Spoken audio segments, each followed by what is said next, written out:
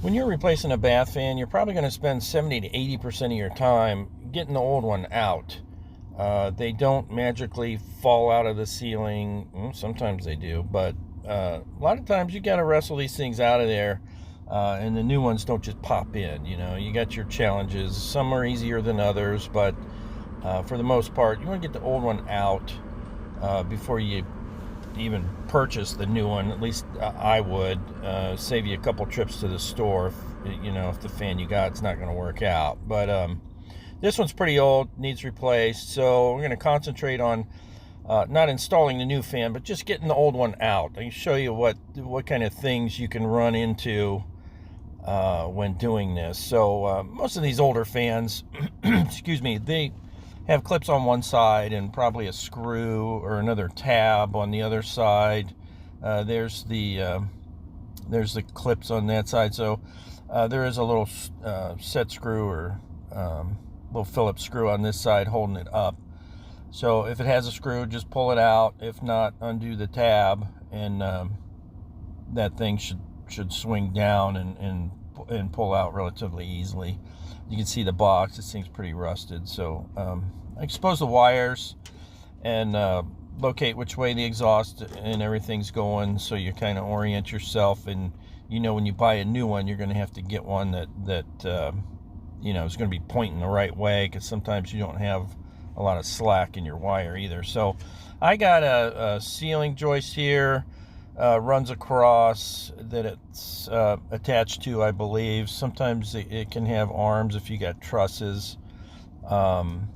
This one will not push up, so I'm going to pry this side up a little bit and just kind of get a feel for what's going on. I believe the box has tabs on either side, and it's glued, screwed, tattooed to that to hold it in place. So a little bit of bending.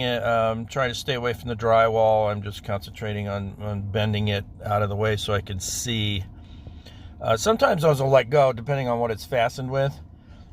These aren't letting go. I believe they're big giant electrician staples or something, but I'm going to bend it enough to get a Sawzall blade in there and gently cut those without chopping the house down. Excuse me. And so here I bent it a little further out after I got to make sure I got those staples out, and realized that up inside there's some framing up above, right on top of this fan, and I don't want to cut that because I don't know what it's for, and I see wires too. So I'm gonna just take my time and try to fold this fan up enough to get it to move, so I can get the wires out and unhook the hose, and then after that I can hopefully, I can see the wires and the framing in there, of course, right above the fan. So you just never know. It would have been a lot easier if I could push it up in there, up into the attic. There's no attic space here. It's not big enough, so everything has to be done from down here.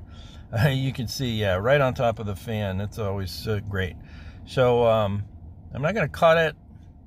Probably could, but I'm still dealing with those wires that have no slack. So I'm going to opt to try to find a fan that's a little thinner, possibly, to fit that hole. You can see I had to fold that thing up pretty good to get it out, but I took my time, and it's worth it in the end for a nice job. I'm going to replace it with this Panasonic. It's thin. It's only about 4 inches deep, but just had to widen the hole a little bit, and that was it. So hope that helps you out.